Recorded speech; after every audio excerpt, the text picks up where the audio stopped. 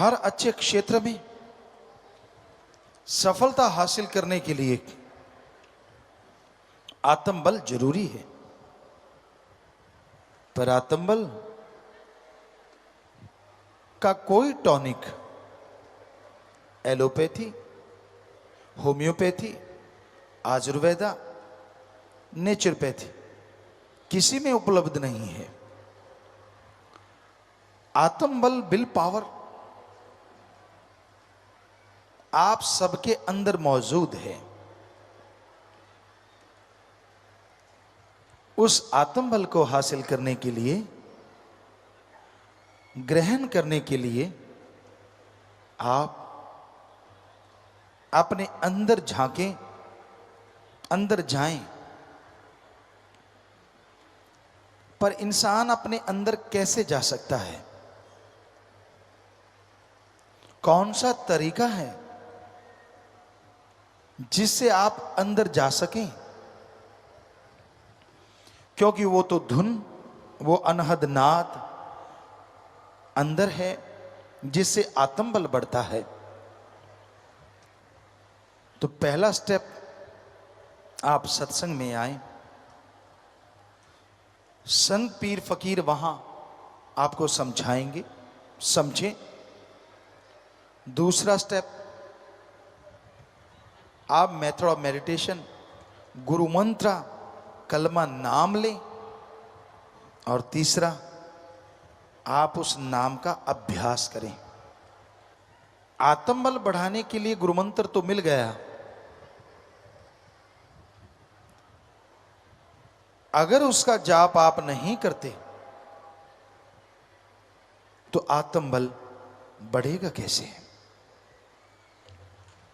जिस तरह आपके सामने घी, दूध, मक्खन, बादाम सब कुछ रखा हुआ है, सिर्फ माथा टेकने से, सिर्फ उनको सजदा करने से उनकी पावर आपकी बॉडी के अंदर नहीं आती, स्वाद आपको नहीं मिलता। अगर आप उन बादाम को, उस घी, दूध, मक्खन को, उन मिठाई को खाओगे, स्वाद भी आएगा और ताकत भी आएगी। उसी तरह गुरु मंत्र है। फकीर, संत उस गुरु मंत्र को दे देते हैं। अब आप उसका अभ्यास करें, जाप करें, स्वाद भी आएगा और पावर भी आएगी। और वो एक ऐसा अलौकिक स्वाद है, ऐसा अलौकिक आनंद है जो आपको काम, वासना, क्रोध, लोभ, मोह, अहंकार, मन, माया, तमाम बुराइयों से दूर कर देगा। क्योंकि जैसा प्रभु के नाम में स्वाद है, जैसा नशा है, दुनिया में कहीं नहीं। शराब, पोस्त, भांग, अफीम, चरस, हेरोइन, स्मैक, ये सारे नशे एक तरफ और ईश्वर की भक्ति का नशा एक तरफ। अगर दोनों की आपस में तुलना करें तो ईश्वर की भक्ति का नशा करोड़ों गुना बढ़ के नशा देने वाला है। फर्क क्या है दोनों में? आप दुनियावी नशा करते हैं, वो बर्बादी का घर है। शरीर खत्म होता है, दिमागी तौर पे आप खत्म होते हैं, समाज में आप पे लानतें पड़ती हैं और आप दुखी परेशान रहते हैं। माँ बाप, बच्चे, परिवार सब दुखी हो जाते हैं।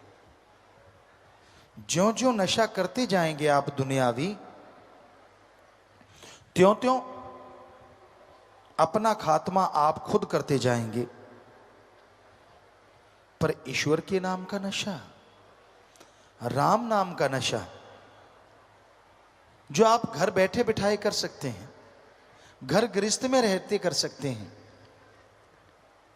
जैसे जैसे जाप करते जाएंगे, जैसे जैसे वो नशा करते जाएंगे, आपका शरीर तंदुरुस्त, दिलो दिमाग स्वस्थ से स्वस्थ होता चला जाएगा। घर परिवार में खुशियां, रौनक आनी शुरू हो जाएगी और समाज में लोग आपकी इज्जत करेंगे।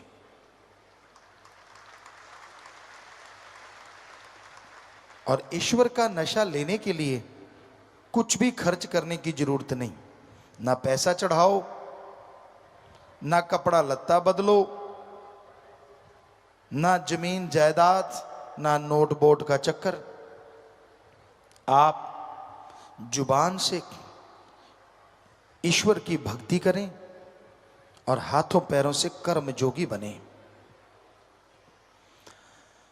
अच्छे कर्म करो, चाहे वो शारीरिक मेहनत हो चाहे दिमागी मेहनत। अगर अच्छे कर्म करते जाओगे, साथ में प्रभु का नाम लेते रहोगे, तो जिंदगी की मुश्किलें आसान होती जाएंगी। आपके रास्ते में जो भी कांटे आते हैं वो फूल बन जाएंगे। आपके दिलो दिमाग में जो भी नेगेटिविटी है, भक्ति से, इबादत से वो पॉजिटिव रेज आने शुरू हो जाएंगी। कई बार आदमी अपनी आदतों से मजबूर होता है। कई किस्म के लोग हैं इस दुनिया में, पर ज्यादातर लोग जो दिखते हैं वो होते नहीं। ये हमने 5-7 करोड़ लोगों को देखा, उनसे मिले, ज्यादातर का ये हाल होता है। जो बोलते हैं वो होते नहीं, और जो होते हैं वो बोलते नहीं। सारे एक जैसे नहीं होते। अच्छे लोग भी हैं, भले लोग भी हैं, जो नेकी भलाई करते हैं और नेकी भलाई को दुनिया तक लेके जाते हैं। पर कुछ ऐसे गिरी सोच के लोग होते हैं जो अच्छाई में त्रेड़ ढूंढते हैं। उनका काम होता है नंबर बनाना, कि मेरे नंबर बनने चाहिए, किसी की भावना को ठेस लगे तो लगे। हम आपको कहा करते हैं, एक दीवार पे प्लास्टर किया हुआ है सीमेंट का, वहां चींटी दौड़ रही है। वो चींटी ये देखने नहीं आई कि दीवार कितनी खूबसूरत है, चींटी ये देखने आई है कहीं त्रेड़ मिल जाए तो घुस जाऊं। सो इस तरह के भी लोग होते हैं। लेकिन राम नाम में तो कोई त्रेड़ होती ही नहीं। ना तो कोई वहां पैसा लिया जाता है, ना धर्म जात मजहब छुड़ाया जाता है, ना किसी से कोई जोर जबरदस्ती होती है। आप जिस मर्जी धर्म में रहें, जो मर्जी पहनावा पहने, आप धर्म मजहब में रहते हुए ईश्वर की भक्ति कर सकते हैं। आप धर्म मजहब में रहते हुए जो मर्जी पहनावा पहने, जिस मर्जी धर्म को माने, भगवान को इन चीजों से कोई लेना देना नहीं। भगवान को लेना देना है कि आप अपनी आत्मा के लिए कितनी भक्ति करते हैं, उस मालिक को याद करते हैं, और कितनी परहित परमार्थ सेवा करते हैं। अगर आप भक्ति करते हैं परहित परमार्थ सेवा करते हैं तो यकीनन वो मालिक आपको खुशियों से लबरेज करेंगे ही करेंगे। अगर आप दिखावा करते हैं, सिर्फ ये सोचते हैं कि मेरे हाथ जोड़ने से या सिर झुकाने से वो मिल जाएगा, तो ये आप अपने आप को धोखा दे रहे हैं। प्रभु किसी दिखावे में नहीं आता। उसको अगर पाना है तो अंत्यकरण को साफ कीजिए, अपने दिमाग से कचरा निकाल डालिए, क्योंकि जब तक आप भक्ति नहीं करते, आपके दिमाग का शीशा साफ नहीं होता। क्या आपने ये सुना है बिना पढ़ने की डिग्रियां हासिल हो गई? हो सकता है ऐसा होता हो, पर क्या आपने सुना है धरती में बीज डाला ही नहीं और फसल खड़ी हो गई? क्या आपने सुना है डॉक्टर ने ऑपरेशन किया ही नहीं और आपका ऑपरेशन हो गया? हो सकता है भक्ति वालों के साथ ऐसा होता हो, पर वैसे ऐसा संभव नहीं है। आप डिग्री डिप्लोमा हासिल करते हैं, जिंदगी के 20-25 साल लगाते हैं, और अगर प्रभु को देखना है, उसकी भक्ति को जानना है, तो जिंदगी के 20-25 महीने ही भगवान की तरफ लगा के देखो, तो आप रिजल्ट बता सकते हैं भगवान है कि नहीं है। चंद किताबें पढ़ लेने से, थोड़ी डिग्रियां हासिल कर लेने से ये कह दो भगवान नहीं है, तो इससे मूर्खता नहीं कहेंगे तो और क्या कहेंगे? क्योंकि अगर छोटी सी डिग्री के लिए, मास्टरेट की डिग्री, पीएचडी की डिग्री, कोई भी आप डिग्री लेते हैं, उसके लिए जिंदगी के 20-25 साल लगाते हैं।